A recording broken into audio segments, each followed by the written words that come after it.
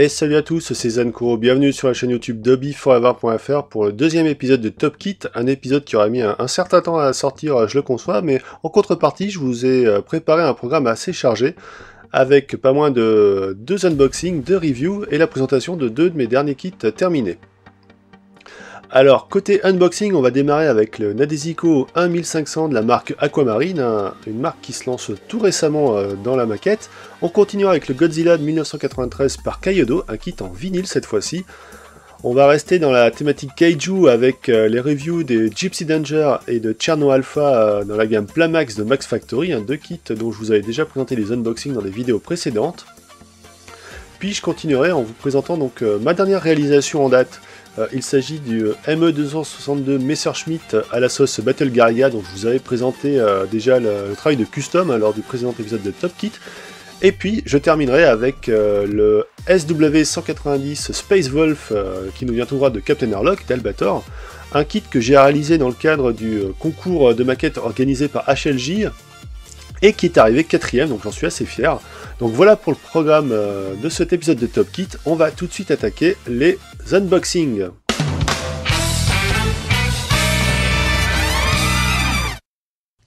Alors voici mon coup de cœur des dernières sorties maquettes. Il s'agit du ND001 Nadeshiko 1500 par la firme Aquamarine et est disponible au prix de 5800 yens. Alors coup de cœur car ce fut pour moi une véritable surprise d'apprendre l'annonce de ce kit en début d'année. C'est en effet le premier kit plastique de ce vaisseau qui nous vient d'un grand classique de l'animation de science-fiction, pourtant jamais sorti en France jusqu'à présent, la série Martian Successor Nadeshiko. Alors cette série de 26 épisodes diffusée entre 1996 et 1997 au Japon, prend place dans un futur où Mars est colonisé par les humains et se trouve attaqué par les forces extraterrestres joviennes. L'anime suit les aventures de l'équipage du Nadeshiko, recruté par l'entreprise Nergal justement pour lutter contre les Joviens. Science-fiction, mecha et humour sont au rendez-vous de cet anime que j'adore et dont je possède les DVD US. Bandai, à l'époque, puis Kotobukiya il y a quelques années, avait sorti des kits des Aestivalis, les mechas de l'anime, mais ce Nadeshiko d'Aquamarine est le premier kit plastique du vaisseau. C'est aussi le premier kit de cette firme, donc plutôt connu jusqu'à présent pour ses figurines en PVC. Aquamarine semble donc vouloir se lancer sur le marché de la maquette puisqu'ils viennent également de sortir un set de 2 petits kits d'armure Mac ou 1.35 que je vous présenterai peut-être dans un prochain épisode de Top Kit. En tout cas, on va tout de suite voir ce que nous propose Aquamarine avec ce Nadeshiko. C'est parti! Allez, on va tout de suite découvrir le contenu de cette petite boîte. Donc un kit qui bien entendu nous vient en snap fit, moulé en différentes couleurs comme vous le voyez là. Donc Aquamarine se met bien entendu à la page de ce qui se fait actuellement en maquette. Allez, on va regarder tout de suite plus en détail les grappes. Alors une première grappe gris clair, presque blanc cassé, avec différents éléments de la nacelle et des ponts. Donc avec un niveau de détail tout à fait sympathique, je vous laisse regarder ces pièces là. Le niveau de gravure est plutôt bon. Alors peut-être un petit peu épais vu l'échelle, je rappelle le 1500 c'est assez petit. Donc les gravures auraient pu être un petit peu plus fines, mais bon, franchement, une fois peint, je pense qu'il n'y aura aucun souci. Le kit a l'air plutôt de bonne qualité, mis à part ça. Voilà, dernière grappe blanche ici, avec vraiment une pièce très sympathique, là. Avec beaucoup de détails, de très belles panels. Ici avec des pièces grises cette fois-ci. Donc des petits éléments mécaniques. Voilà, avec un niveau de détail, comme je disais, pas forcément exceptionnel, mais tout à fait suffisant, en tout cas, pour avoir un joli kit fidèle, je pense, à celui au Nadeshiko de l'anime. Des petites grappes rouges ici, donc pour les extrémités rouges du Nadeshiko. Deuxième petite grappe rouge, et là, je sais pas si vous voyez bien, on a en fait les 3 Aestivalis, donc les mechas de l'anime, à l'échelle 1500, donc c'est vraiment tout petit.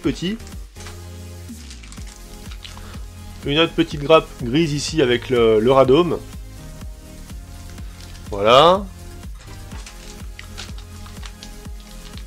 Des petits éléments noirs ici.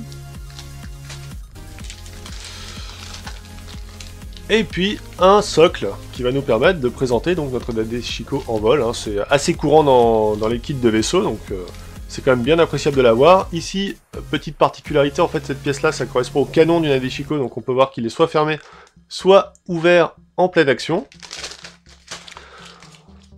Ensuite, on a droit à une, j'ai envie de dire, une vilaine planche de stickers. Ça, on aurait aimé avoir des décals à l'eau, mais non, on a de simples stickers. Bon, ça, franchement, ça sera pas utile, on fera ça à la peinture.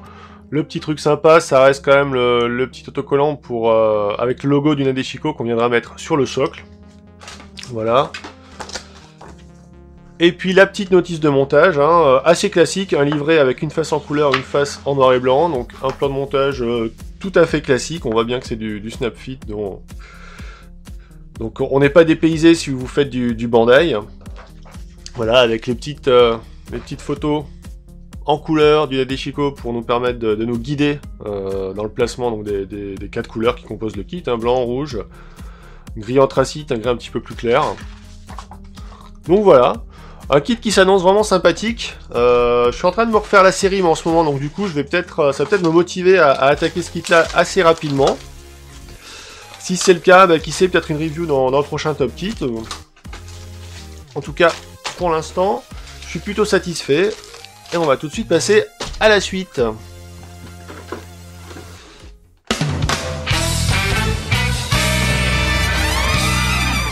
C'est un kit de Kaiju que je vais vous présenter à présent, et il s'agit rien de moins que du Godzilla dans sa version 1993, c'est-à-dire celle du film Godzilla vs Mechagodzilla 2. Ce kit de Kaiyodo est en fait un kit en soft vinyle à l'échelle 1/400, ce qui fait une vingtaine de centimètres, initialement sorti dans les années 90. Il faut savoir que Kaiyodo est actuellement en train de rééditer toute la série des anciens kits vinyles de Godzilla, et du coup je me suis offert cette version 93, qui était l'une des plus belles à mon goût, et qui plus est à bon prix puisque je l'ai trouvé à 4500 yens au lieu de 7500 sur amiami.com. A noter que Kaiyodo sort également en mai les 3 kits de Gamera issus de la trilogie des années 90, et du coup là j'ai précommandé la version 99 que je trouve sublime. Alors pour ceux qui ne connaissent pas le vinyle, c'est un petit peu particulier hein, puisque les pièces sont moulées par grands blocs, un peu comme les kits en résine, sauf qu'ici les pièces sont creuses. Du coup, pour assurer la rigidité des pièces, certains utilisent de la mousse isolante en bombe pour les remplir, car il faut savoir qu'avec la chaleur, le vinyle peut se ramollir. Personnellement, je n'ai pas encore monté de kit en vinyle, donc je ne vais pas vous en dire plus sur les astuces de montage, et je passe tout de suite à l'unboxing de ce kit.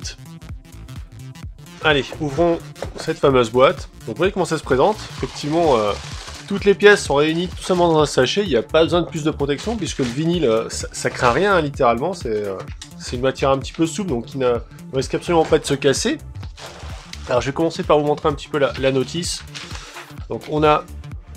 Voilà un petit peu un poster de notre Godzilla 93 en noir et blanc, hein, pour voir un petit peu à quoi il va ressembler en entier une fois monté. Donc vous voyez que c'est quand même une belle bête. Derrière la notice avec un récapitulatif de toutes les pièces, le plan de montage très simple, hein, et ici un petit schéma qui va nous expliquer où placer exactement toutes les épines dorsales hein, de notre Godzilla. Je vais commencer par étaler toutes les pièces hop, sur le plan de travail. Voilà, je crois il doit y avoir 49 pièces au total sur ce kit. Vous voyez, il y a quand même des grosses pièces, les queues là, le corps, les pattes, toutes les épines dorsales ici. Ouais, il y en a un paquet. Hein. Les mains. Voilà, donc là, ça c'est sous les pieds, je crois. Ça ressemble à la langue. Je reviendrai un petit peu dans le détail des pièces tout à l'heure, mais là c'est déjà pour vous montrer un petit peu tout ce qui compose notre Godzilla.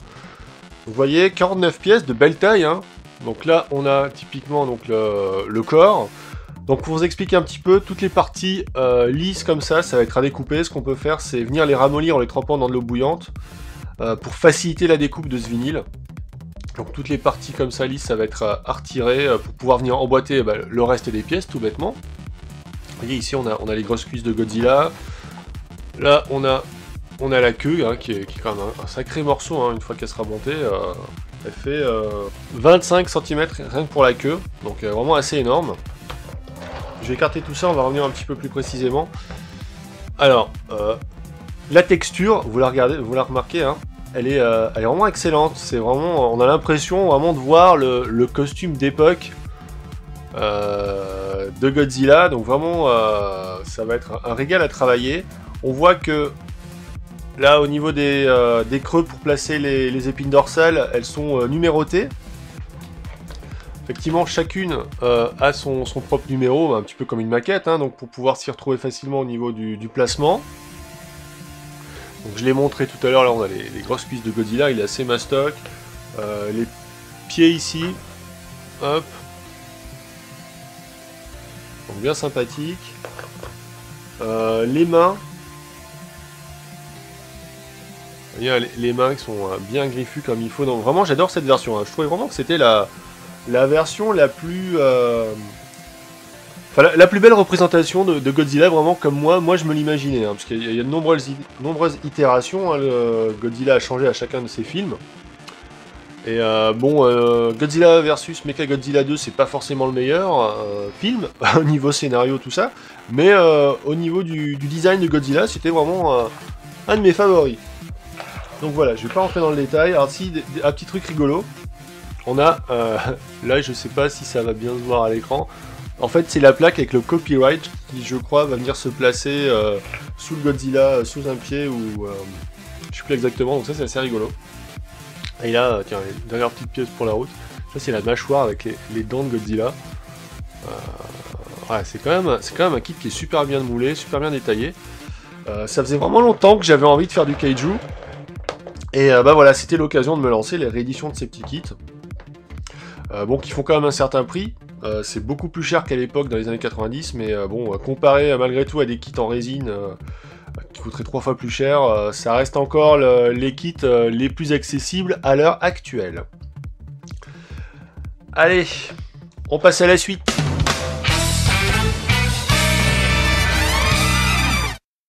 Alors je vous l'avais promis de longue date, voici enfin la review de Cherno Alpha, le Jaeger russe du film Pacific Rim de Guillermo del Toro, un kit plastique à l'échelle 1/350 sorti par Max Factory dans la gamme Plamax en décembre dernier au prix de 7200 yens, et dont je vous avais déjà présenté l'unboxing en début d'année.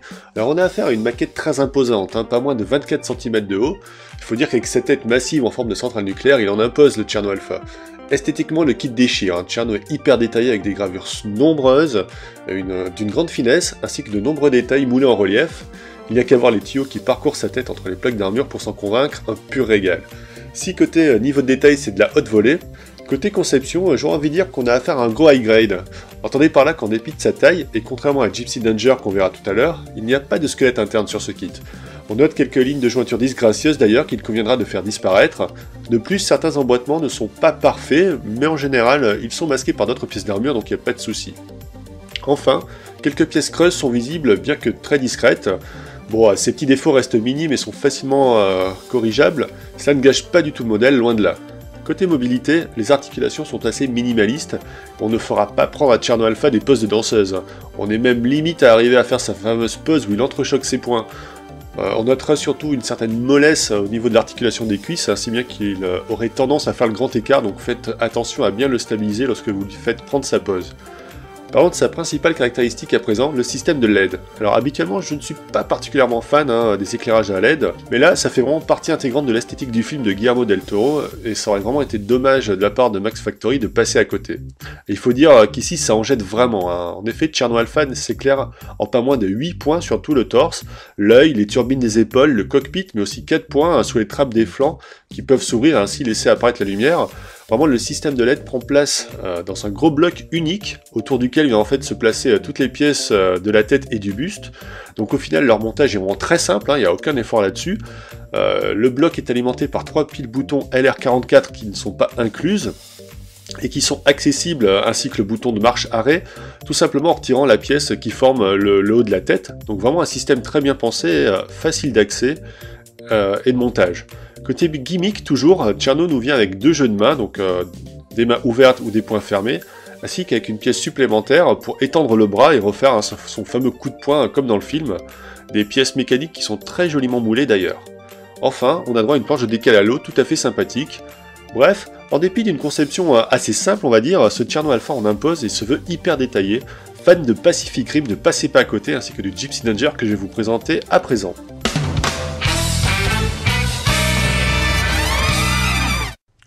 Je vous avais présenté l'unboxing du Gypsy Danger 1/350 de Max Factory dans le précédent Top Kit, voici donc venu le temps de sa review. Alors Gypsy Danger est sorti en janvier 2017 au prix de 8800 yens dans la gamme Plamax de Max Factory, un mois après son acolyte Cherno Alpha. Pour ce qui est de la qualité du kit, il y a du très bon et du moyen, mais plutôt du très bon quand même. Gypsy Danger est un grand kit de 24 cm comme Cherno Alpha, très détaillé avec une inner frame complète cette fois-ci, présentant de très nombreux détails mécaniques, armature, pistons, blocs moteurs. Les fans de mecha réalistes seront aux anges. On appréciera également les avant-bras déployés en mode canon avec leur câblage finement moulé, c'est vraiment de toute beauté.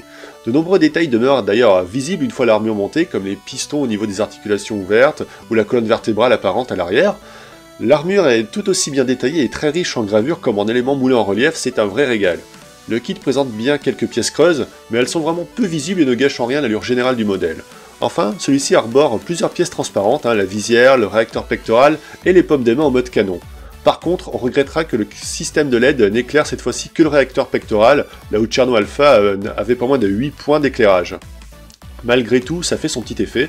Le circuit LED, alimenté par deux piles LR41 cette fois non fournies toujours, se loge dans le dos avec le bouton on-off accessible après avoir démonté la pièce dorsale centrale. A noter que le mien avait un problème avec deux points de soudure connectés qui empêchaient le bouton d'allumage de fonctionner. Il a fallu que je mette un petit coup de cutter pour les déconnecter et le rendre opérationnel. Côté conception, j'aurais envie de dire qu'on a affaire à un kit entre guillemets en faux snap fit. Entendez par là que si les pièces sont moulées en couleur et s'emboîtent comme du Bandai, leur tenue est assez médiocre en fait. Il faudra nécessairement les coller pour s'assurer de leur maintien, sans quoi vous verrez votre Gypsy Danger tomber en morceaux aux premières manipulations. Mis à part ça, les pièces sont plutôt bien ajustées entre elles. On ne dénote quasiment pas de ligne de jointure à faire disparaître. En termes de mobilité, le kit est encore une fois assez basique. Max Factory nous a servi le minimum syndical pour avoir des poses aussi dynamiques que dans le film, c'est-à-dire finalement assez basique. Il faut dire que Gypsy Danger est un méca lourd, pas un gymnaste. Ça nous change des poses farfelues des dernières séries de méca japonaises, pas de gimmick dans tous les sens non plus, les pistons par exemple ne sont pas opérationnels, mais ça franchement on s'en moque. Pour le montage d'ailleurs, on monte d'abord donc la frame, puis on installe dessus les pièces d'armure, à la façon un petit peu des kits 1/100e Iron Blooded Orphan de Bandai, sauf qu'ici on a un kit hyper détaillé qui a de la gueule, bon mais effectivement qui coûte 3 fois plus cher. Gypsy Danger dispose tout de même de quelques accessoires, deux paires de mains, ouvertes ou fermées, les avant-bras déployés en mode canon, et ses célèbres épées fouet, version un petit peu déployée ou resserrée, qui viennent s'installer dans le poignet au-dessus de la main. Vraiment du plus bel effet. Enfin, je l'ai déjà dit, Max Factory a le bon goût d'inclure une planche de décal à l'eau pour les marquages de notre Jaeger américain, et ça c'est la classe. Pour conclure, bien que la conception aurait pu être plus aboutie, ne cachons pas notre plaisir, ce kit est superbement détaillé et n'attend qu'une belle mise en peinture avec un weathering digne de vous pour mettre en valeur tous ses atouts.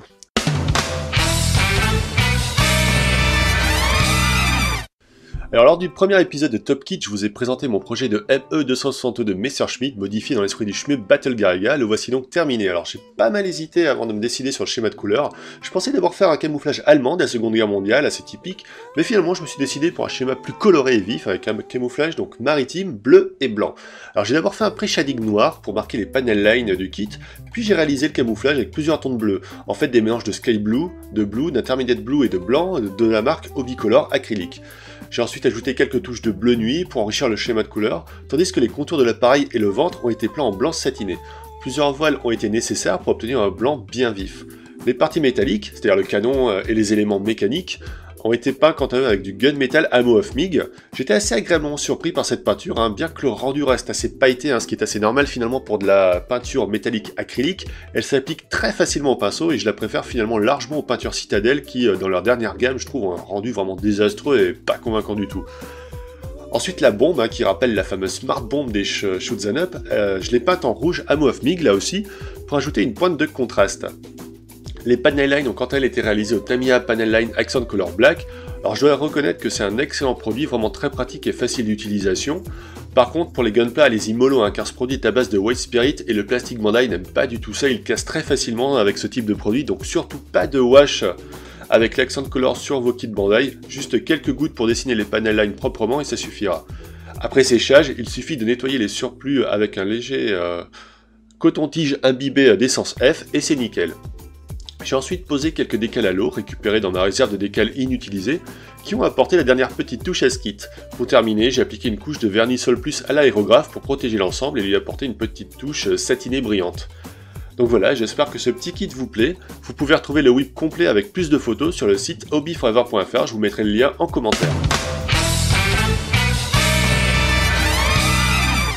Alors on continue avec le kit que j'ai présenté au concours Playing with Plamo 2017 organisé par HLG en début d'année. Les résultats sont tombés le 24 mai et j'ai eu la bonne surprise de découvrir que je suis arrivé classé 4ème en catégorie Advanced. Alors le kit que j'ai présenté est le SW190 Space Wolf 1.72 d'Asegawa, un chasseur spatial qui nous vient de Captain Harlock, plus connu chez nous sous le nom d'Albator. Je ne m'étais pas fixé d'objectif particulier pour ce concours, si ce n'est de participer, histoire de me forcer un petit peu à boucler un kit. Faut dire que j'avais été un petit peu feignant en début d'année. J'ai profité du coup d'une semaine de vacances en avril pour réaliser ce petit kit qui avait l'avantage d'être un sujet plutôt original, d'autant plus qu'il n'y avait finalement assez peu de vaisseaux en lice dans ce concours, donc idéal plutôt pour sortir du lot. Qui plus est, le kit est superbe, hein. Asahigawa a fait du très bon boulot côté détail avec des gravures très fines. Je me suis donc contenté d'un paint job sans modification physique sur ce kit. Celui-ci est d'ailleurs de très bonne facture, hein, bien que certaines jonctions des ailes nécessitent de jouer un petit peu du putty pour combler quelques espaces. Donc au départ, j'étais parti sur un schéma de couleur original de ce vaisseau, c'est-à-dire marron et gris, sur lequel je voulais tester le Shipping Fluid de MiG, un produit qui doit permettre de faire des effets d'écaillement en faisant une pré-couche avant la couche finale. Donc en fait, après avoir appliqué le shipping, on peint sa deuxième couleur, on va humidifier le Shipping Fluid, ce qui va le ramollir, on va venir gratter avec un pinceau dur par exemple, et donc la couche supérieure va disparaître avec le Shipping Fluid, faisant réapparaître la couche inférieure. Donc j'avais appliqué donc, le Shipping Fluid après avoir passé une première couche d'aluminium AK Extreme Metal, sauf que ça s'applique très mal en fait sur des peintures brillantes qui sont lisses. C'est vraiment un produit qu'il faut utiliser sur des peintures mates hein, pour avoir un bon rendu. Donc du coup pour le kit, j'étais pas content du résultat, j'en étais rendu à devoir décaper toute la peinture au glanzer avec un coton-tige et un essuie-tout, pour bien prendre garde de ne pas abîmer tout le travail que j'avais fait au préalable sur le cockpit et le pilote. Mais là, à cette occasion-là, j'ai eu la bonne surprise de constater que la couche d'aluminium Extreme Metal AK résistait parfaitement au glanzer. C'est sacrément solide comme peinture en tout cas. Ce qui m'a donné l'idée du coup de repartir sur un nouveau schéma de couleur, inspiré cette fois des prototypes de Zero japonais de la Seconde Guerre mondiale, avec une peinture en aluminium, les dérives en rouge, et le nez de l'appareil en bleu nuit. J'ai ensuite poursuivi la patine du Space Wolf avec différents filtres de peinture à l'huile, de la peinture PBO, ocre et bleu, diluée au Fast Dry Thinner Abteilung 502, pour créer des nuances sur la carlingue. Le Fast Dry Thinner est vraiment pratique pour ce genre de filtre car il permet d'accélérer le temps de séchage de la peinture à l'huile. Donc vraiment du bon produit, je vous le conseille. J'ai également rajouté quelques effets brûlés à l'aérographe, avec du noir très dilué essentiellement. Il y avait une belle planche de décal avec beaucoup de possibilités qui étaient fournies avec le kit, qui m'ont permis d'apporter la dernière touche au Space Wolf. Bon, je noterai quand même que les calcos d'origine Asahigawa je les ai trouvés un petit peu épais en fait, mais bon, ils sont quand même super chouettes. Enfin, j'ai apporté un petit côté animé au crâne qui orne le socle. Après avoir placé les ombres et lumière à l'aérographe en jouant sur les reliefs du crâne, j'ai rajouté des ombres plus foncées avec du lavis au pinceau, plus quelques hachures, toujours au pinceau très fin, pour parachever un petit peu cet effet de dessin. Au final, c'est un kit où, mine de rien, j'ai quand même pas mal galéré avec tous les petits soucis que j'ai pu vous expliquer. Mais j'ai réussi à tenir mon délai d'une semaine et au final j'ai eu ce bonheur d'être classé au concours HLJ. C'était la première fois que je participais à un tel concours. D'habitude c'est moi qui les organise sur le forum. Et voilà, vraiment une bonne surprise, vraiment très content de ce résultat final. Je vous invite en tout cas à jeter un coup d'œil sur la page d'HLJ dont je mettrai le lien en commentaire pour découvrir tous les gagnants de ce concours. Voilà, on en termine avec cet épisode de Top Kit. J'espère que ça vous aura plu. N'hésitez pas à mettre en commentaire les passages que vous avez bien aimés, les points d'amélioration, ce que vous aimeriez voir dans les prochains épisodes. Je tenais à conclure en vous parlant un petit peu manga avec Gundam The Origin, puisque le volume 22 vient de sortir chez Pika Édition. Le 21 était sorti tout récemment, en décembre dernier. Donc ces deux tomes couvrent le début de l'arc Un rayonnement cosmique. On s'approche vraiment de la fin de la guerre d'un an, de la fin de la série. Dans le tome 21, donc on voit un petit peu tout ce qui se passe entre Amuro et Lala-san, vraiment la fin de cet épisode-là, avec beaucoup de rebondissements. Je ne vais pas vous spoiler ce volume-là. Dans le 22, on a le Zéon qui apparaît enfin, le Zéon qui sera piloté par Char Aznable. Je vais essayer de vous le trouver, il est là, voilà, vraiment une superbe version dans Gundam The Origin. Encore un épisode où il se passe beaucoup de choses, notamment d'ordre politique, c'est beaucoup plus développé, comme je disais, que l'animé. L'animé original de 1979. Quant aux OAV, c'est encore d'autres passages, puisque là, on est revenu vraiment dans le cœur de la guerre d'un an, et non pas tout ce qui se passait avant dans la jeunesse de Char. Donc vraiment un épisode passionnant. Il se passe beaucoup de choses, on a vraiment un dessin qui est toujours sublime, regardez-moi ça, un petit peu plus loin on va voir, bon, c'est pas un spoil parce que c'est une image qui est hyper connue, c'est le last shot du RX-78, magnifique. Donc merci à Pika de poursuivre la publication de cette série, même si les premiers épisodes sont encore très difficiles à trouver. Sachez que si vous parlez anglais, vous pouvez les trouver en version anglaise-américaine, dans de très belles éditions. Donc voilà, n'hésitez pas à soutenir Pika en achetant ces volumes. Je vous dis à très bientôt, c'était Zankuro. Si vous avez aimé cette vidéo, n'oubliez pas de mettre un petit pouce vert, c'est toujours bien pour la visibilité, et à partager bien entendu. Je vous donne rendez-vous sur le site, sur le forum, sur le Facebook. Bye bye!